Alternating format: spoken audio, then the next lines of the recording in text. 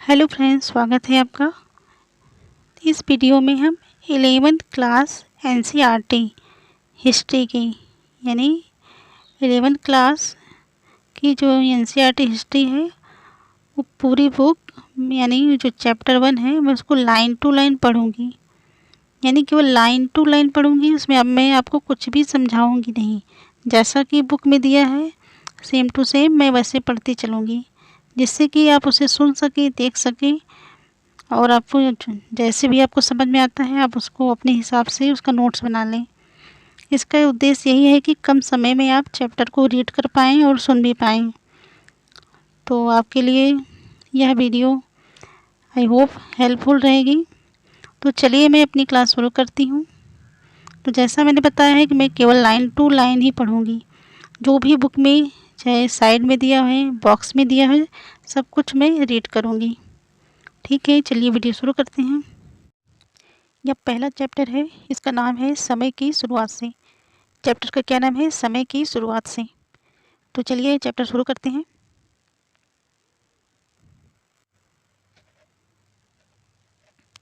इस अध्याय में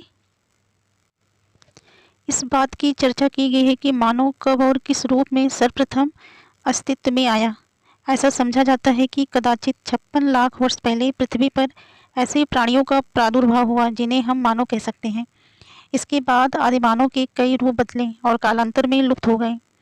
आज हम जिस रूप में मानव को देखते हैं, जिन्हें हमने आगे आधुनिक मानव कहा, वैसे लोग 1,60,000 साल पहले पैदा हुए थे।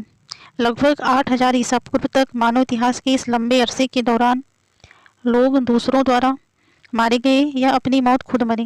प्राणियों के शरीर में से मांस निकालकर, जानवरों का शिकार करके अथवा पेड़ पौधों से कंदमूल, फल और बीज आदि बटोरकर अपना पेट भरते थे। धीरे धीरे उन्होंने पत्थरों से औजार बनाना और आपस में बातचीत करना सीख लिया। हालांकि आगे चलकर आदमी ने भोजन जुटाने के कई और तरीके अपना लिए, पर शिकार और संग्रह करने यानी इधर उधर से खाने की चीजें तलाशने और बटोरने का तरीका भी चलता रहा। आज भी दुनिया के कुछ भागों में ऐसे शिकारी संग्राहक समाज यानी हंटर गैदरर सोसाइटीज हैं जो शिकार और संग्रहण से अपने भोजन की व्यवस्था करते हैं। इसलिए हम यह सोचने पर मजबूर होते हैं कि आज के इन शिकारी संग्राहक लोगों की जीवन शैली का अध्ययन करने से हमें अतीत के बारे में कुछ जानकारी मिल सकती है या नहीं। आज हमें आदि मानव के इतिहास की जानकारी मानव के जीवाश्मों, फॉसिल्स, पत्थर के औजारों और गुफाओं की चित्रकारियों की खोजों से मिलती हैं। इनमें से प्रत्येक खोज का अपना एक इतिहास है। अक्सर ही जब ऐसी खोजें सर्वप्रथम की गईं, अधिकांश विद्वानों ने यह मानने से इनकार कर दिया कि ये जीवाश्म प्रारंभिक मानवों के हैं।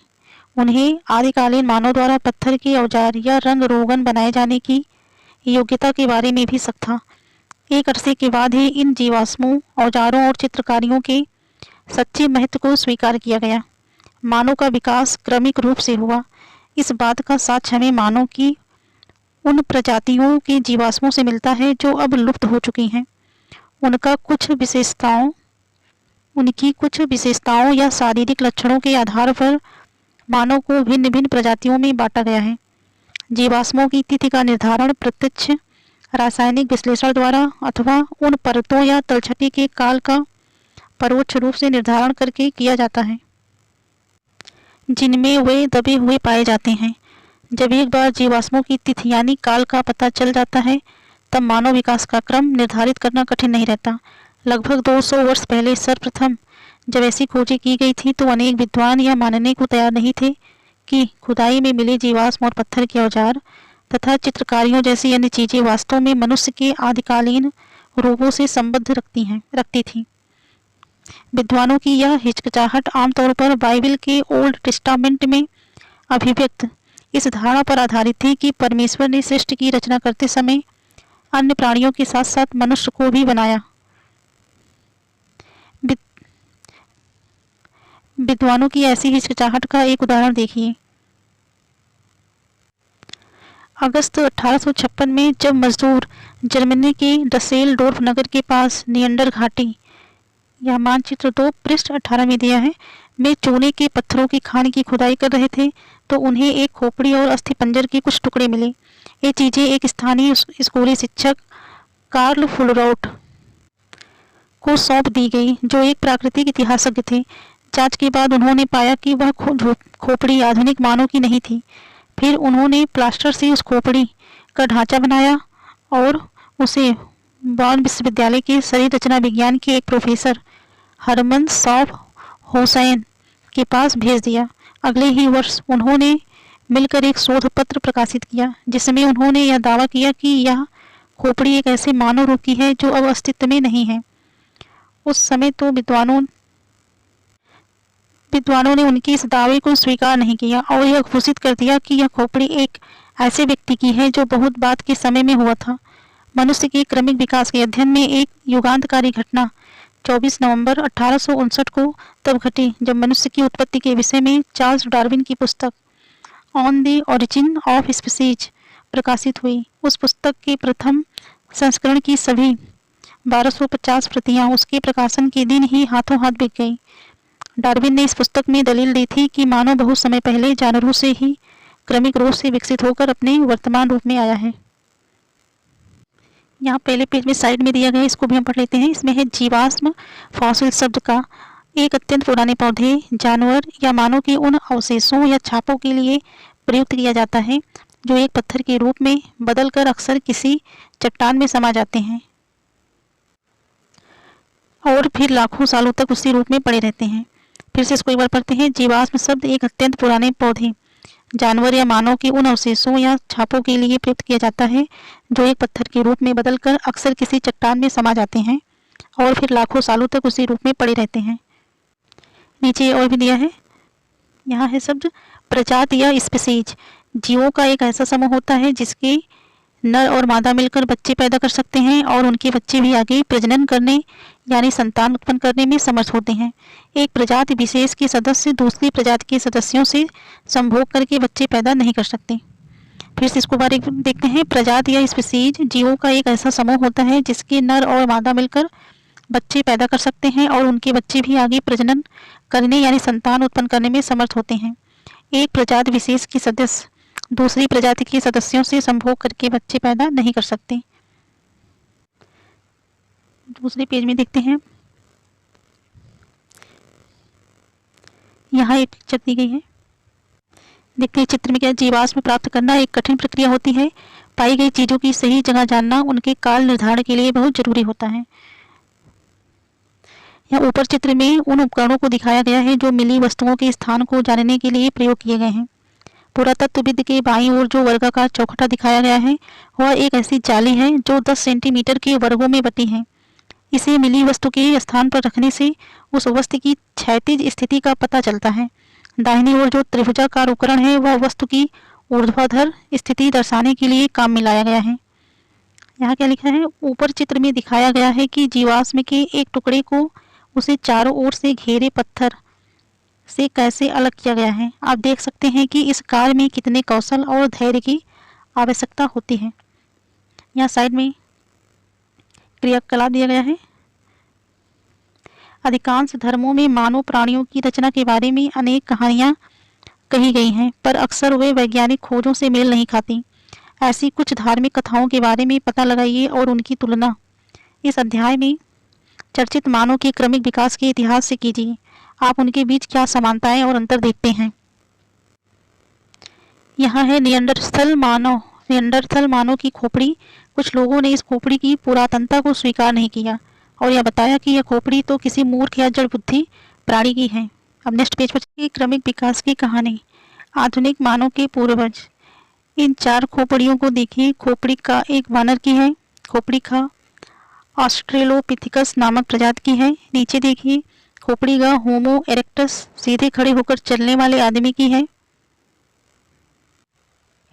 खोपड़ी घा होमो सैपियंस चिंतनशील प्राज्ञ मानव नामक प्रजाति की है।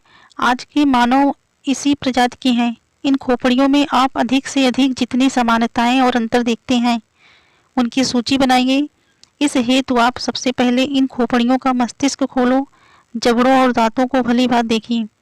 चित्र में दिखाई गई खोपड़ियों की रचना में आप जो भी अंतर पाएंगे उनका कारण वे परिवर्तन है जो मानव के क्रमिक विकास के फलस्वरूप उत्पन्न हुए हैं। मानव के क्रमिक विकास की कहानी बहुत ज़्यादा लंबी और कुछ जटिल या उलझी हुई भी है।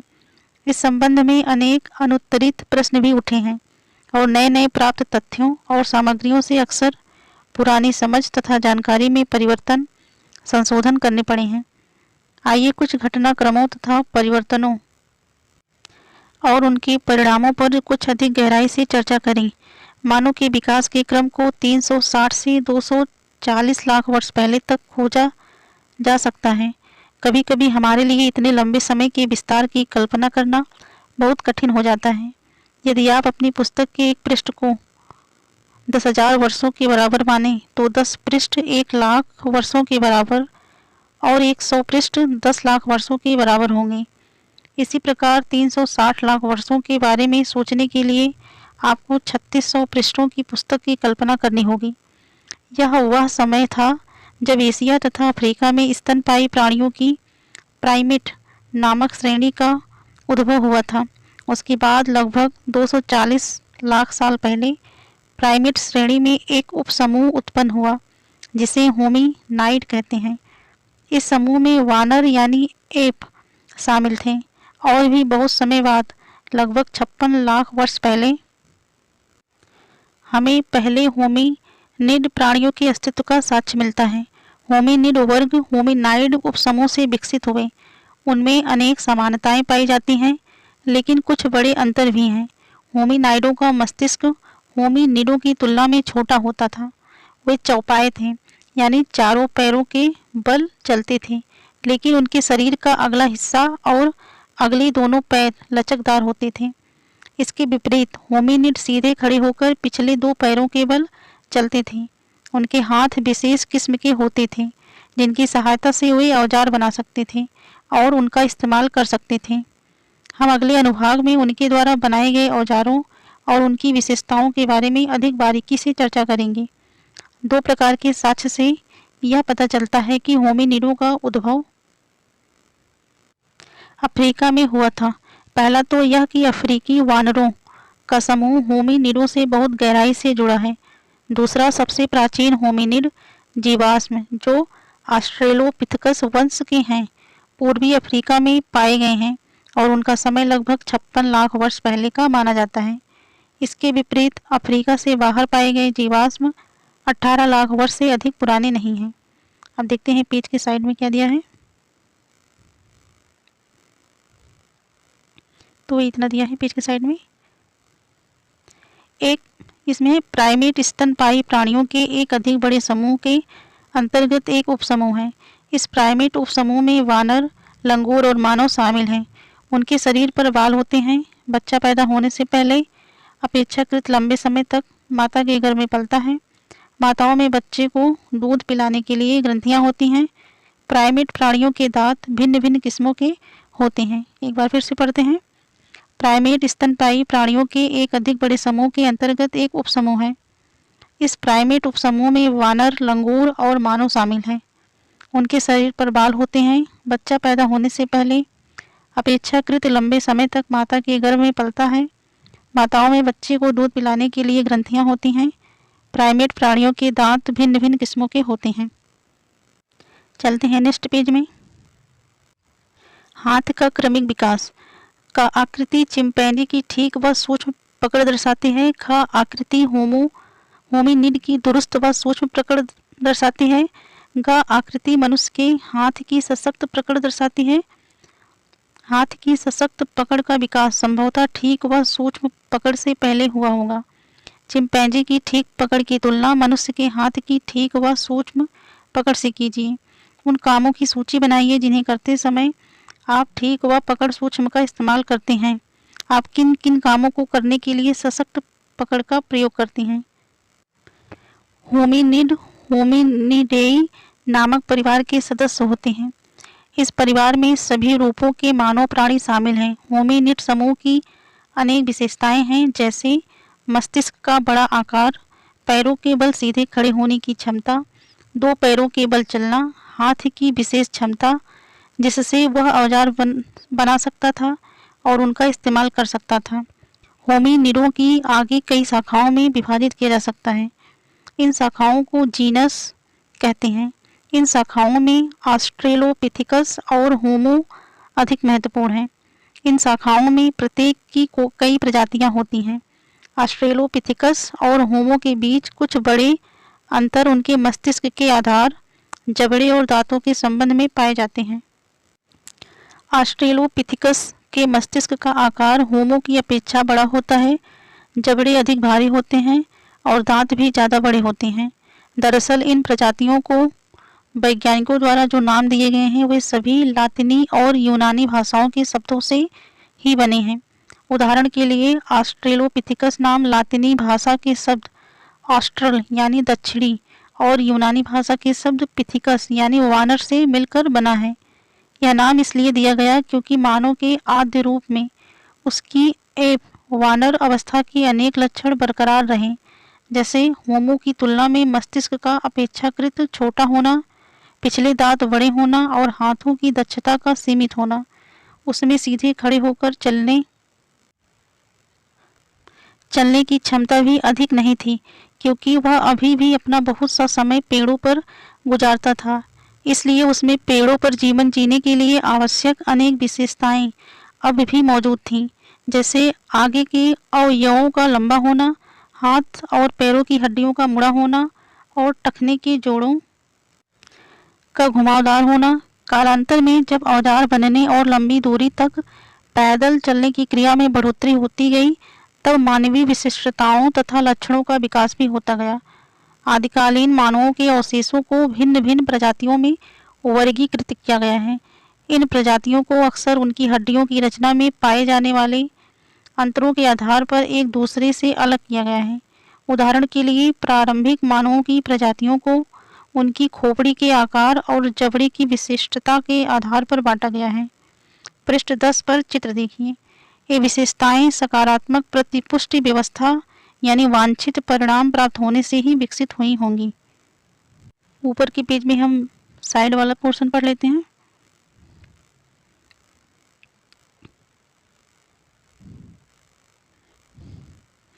इधर आपका है। हिंदी में जीनस शब्द के लिए वंश शब्द का प्रयोग भी किया जाता है। नीचे है, होमिनाइड बंदरों से कई तरह से भिन्न होते हैं। उनका शरीर बंदरों से बड़ा होता है और उनकी पूंछ नहीं होती। होमिनिडों के विकास और निर्भरता की अवधि भी अधिक लंबी होती है। फिर से इसको पढ़ते हैं। होमिनाइड बंदरों से कई तरह से भिन्न होते हैं। उनका शरीर बंदरों से बड़ा होता है और उनकी पूंछ नहीं होती। होमिनिडों के विकास और निर्भरता की अवधि भी अधिक लंबी होती है। नीचे देखते हैं। यहाँ दिया गया कि यह जो दृश्य दिया गया है, यह दृश्य पूर्वी अफ्रीका की ओल्डुवई गोर्ज रिफ्ट घाटी का है, जो उन इलाकों में से एक है जहां आदिकालीन मानव के इतिहास के चिन्ह पाए गए हैं। चित्र के बीच में पृथ्वी की भिन्न भिन्न सतहों को देखिए। इनमें से हर सतह एक अलग भूवैज्ञानिक चरण को दर्शाती है। ये चित्र दिया है। नीचे चलते हैं, जो ब्रैकेट में दिया गया आपका अलग से, इसको देखते हैं।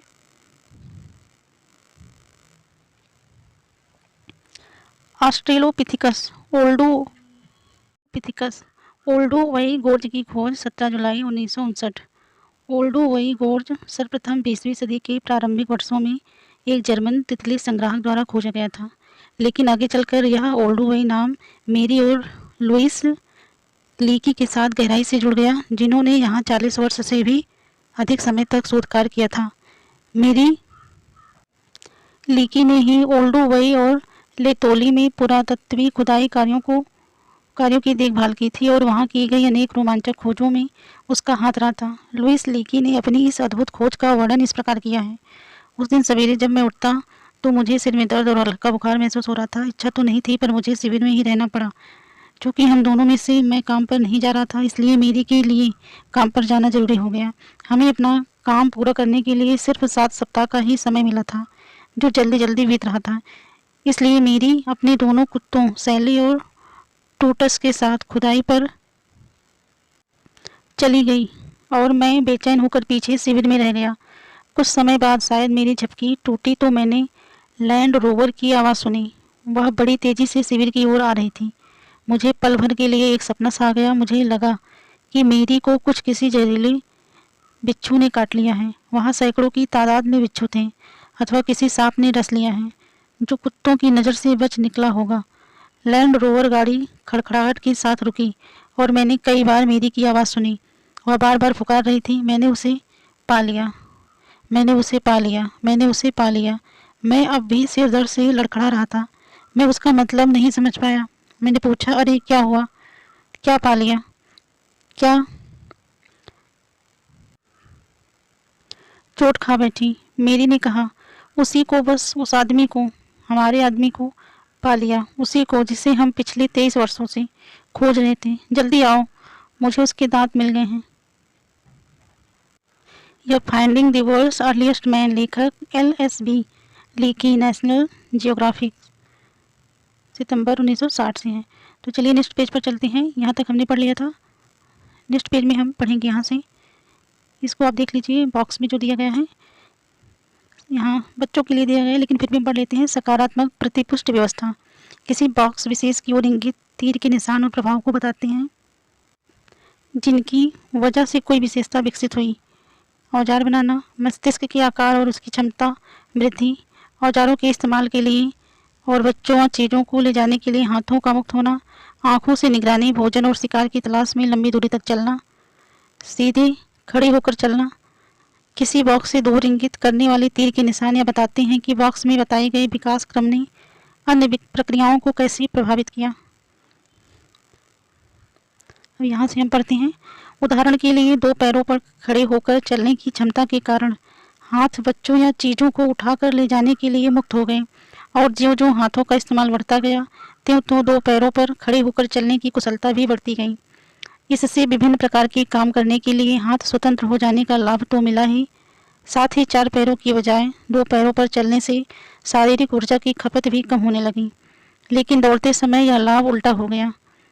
लेतोली तंजानिया में मिले होमिनिड के पदचिन्हों के जीवाश्मों, इसे देखिए इस अनुभाग का आवरण पृष्ठ, और हादर इथियोपिया से प्राप्त हड्डियों के जीवाश्मों से यह पता चलता है कि तत्कालीन मानव 2 पैरों पर चलने लगे थे। लगभग 25 लाख वर्ष पहले ध्रुवीय हिमाच्छादन से हिम युग के प्रारंभ में जब पृथ्वी के बड़े बड़े भाग बर्फ से ढक गए तो जलवायु तथा वनस्पति की स्थिति में बड़े बड़े परिवर्तन आए। तापमान और वर्षा में कमी हो जाने के कारण जंगल कम हो गए और घास के मैदानों का क्षेत्रफल बढ़ गया, जिसके परिणामस्वरूप ऑस्ट्रेलोपिथेकस के प्रारंभिक रूप जो जंगलों में रहने के आदी थे धीरे धीरे लुप्त हो गए और उनके स्थान पर उनकी दूसरी प्रजातियां आ गईं जो सूखी परिस्थितियों में आराम से रह सकती थीं। इनमें जीनस होमो के सबसे पुराने प्रतिनिधि शामिल थे। नेक्स्ट पेज है। होमो लातिनी भाषा का एक शब्द है जिसका अर्थ है आदमी, यद्यपि इसमें पुरुष और स्त्री दोनों शामिल हैं। वैज्ञानिकों ने होमो को कई प्रजातियों में बांटा है और इन प्रजातियों को उनकी विशेषताओं के अनुसार अलग अलग नाम दिए हैं। इस प्रकार जीवाश्मों को होमो हैबिलस, औजार बनाने वाले, होमो इरेक्टस, सीधे खड़े होकर पैरों के बल चलने वाले, और होमो सैपियंस, प्राग या चिंतनशील मनुष्य के रूप में वर्गीकृत किया गया है। होमो हैबिलिस के जीवाश्म इथियोपिया में ओमो और तंजानिया में ओल्डुवईगोर्ज से प्राप्त किए गए हैं। होमो इरेक्टस के प्राचीनतम जीवाश्म अफ्रीका और एशिया दोनों महाद्वीपों में पाए गए हैं, यथा कूबीफोरा और पश्चिमी तुर्काना, केन्या, मोड़, जोकार्तो और संगीरन, जावा। एशिया में पाए गए जीवाश्म अफ्रीका में पाए गए जीवाश्मों की तुलना में परवर्ती काल के हैं। इसलिए यह अधिक संभव है कि होमिनिड पूर्वी अफ्रीका से चलकर दक्षिणी और उत्तरी अफ्रीका, दक्षिणी तथा पूर्वोत्तर एशिया और शायद यूरोप में भी 20 से 15 लाख वर्ष पहले गए। ये प्रजातियां लगभग 10 लाख वर्ष पहले तक जीवित रहीं। यह अफ्रीका का मैप है, इसको आप देख लीजिए।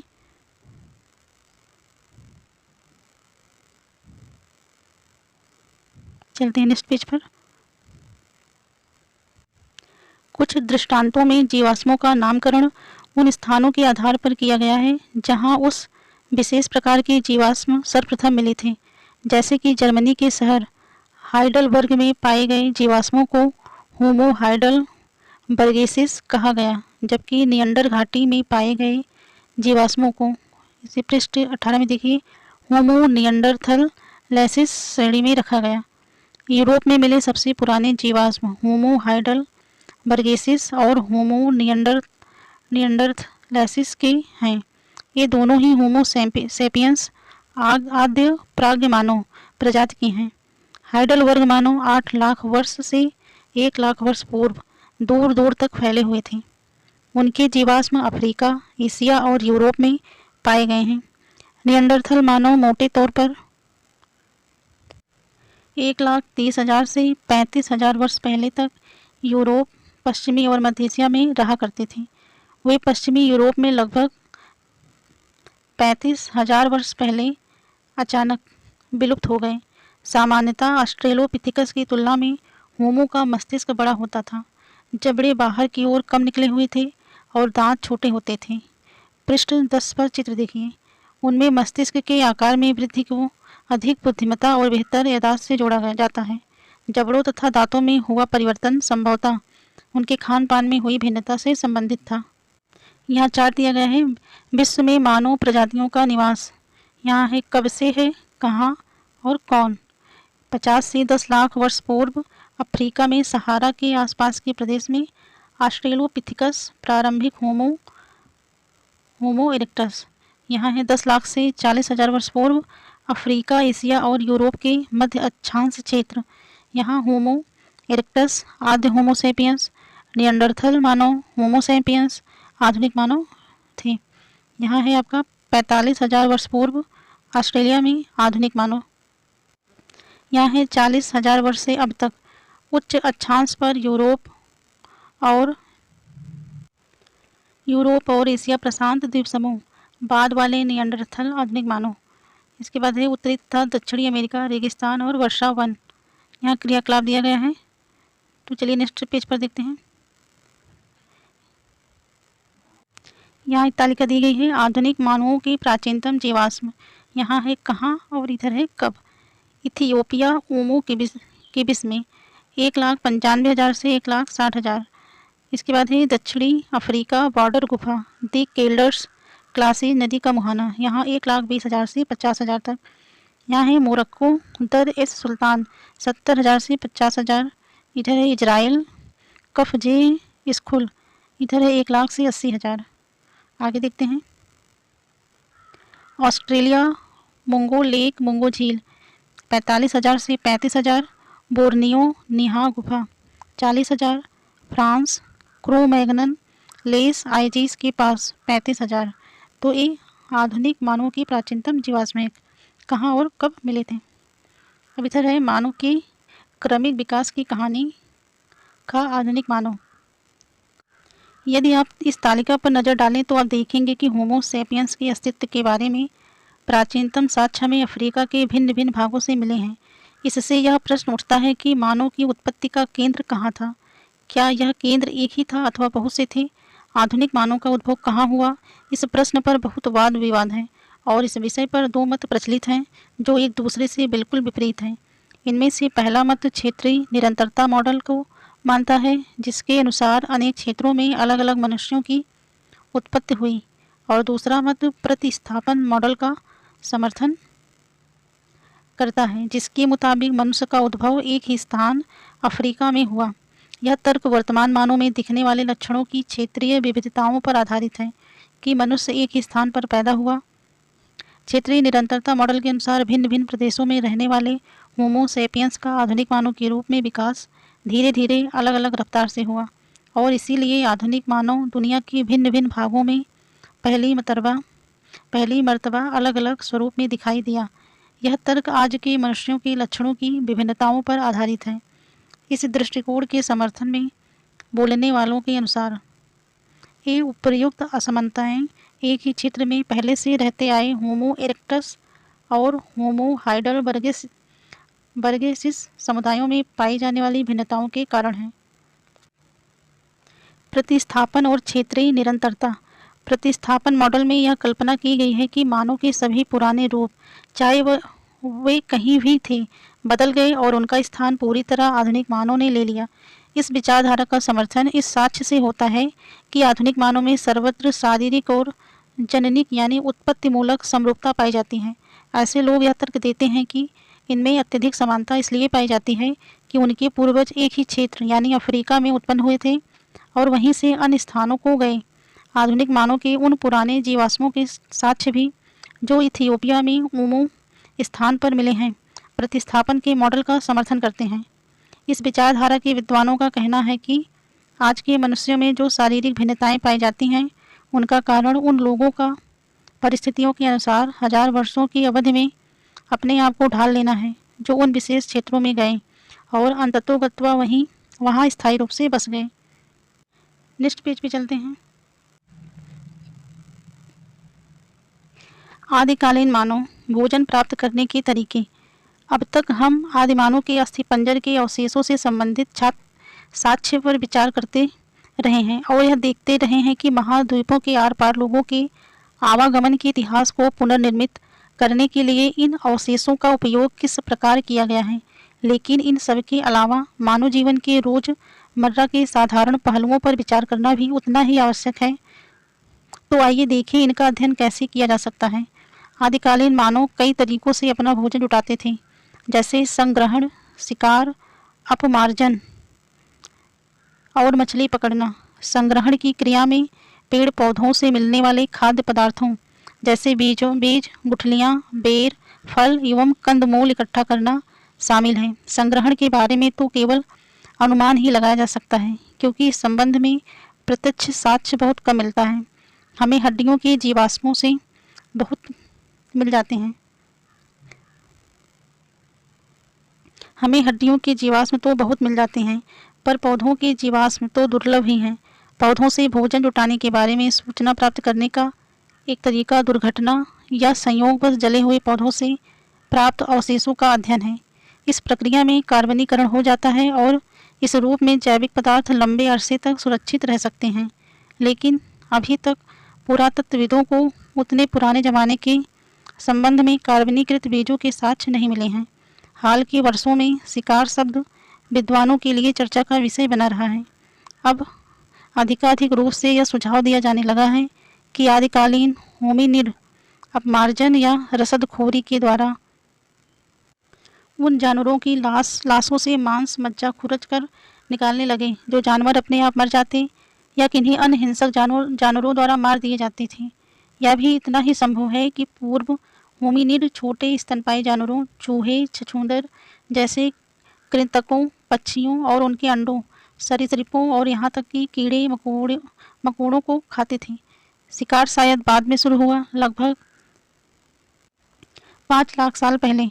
योजनाबद्ध तरीके से सोच समझकर बड़े स्तनपायी जानवरों का शिकार और उनका वध करने का सबसे पुराना स्पष्ट साक्ष्य 2 स्थलों से मिलता है और वे हैं दक्षिणी इंग्लैंड में बॉक्स ग्रोव से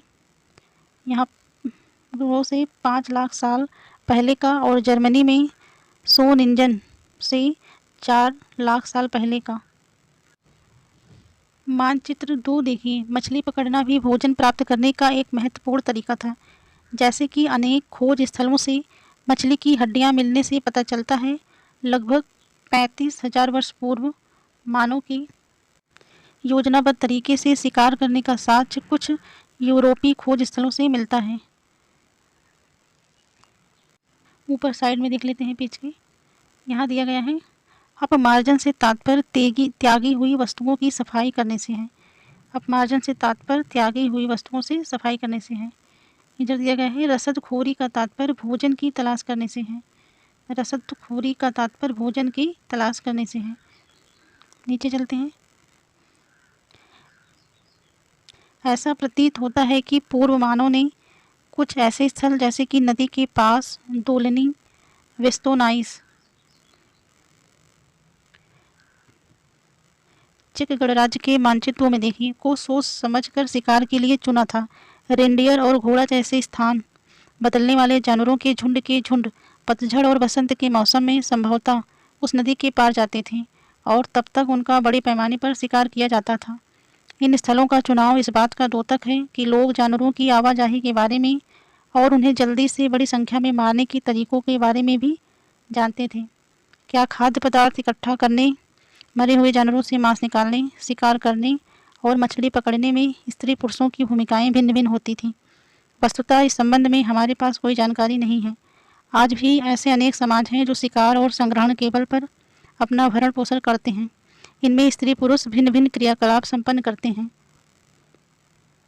लेकिन जैसे कि हम इस अध्याय के परवर्ती अनुभागों में देखेंगे कि अतीत के साथ सदैव समानांतर तुलनाएं सुझाना संभव नहीं है।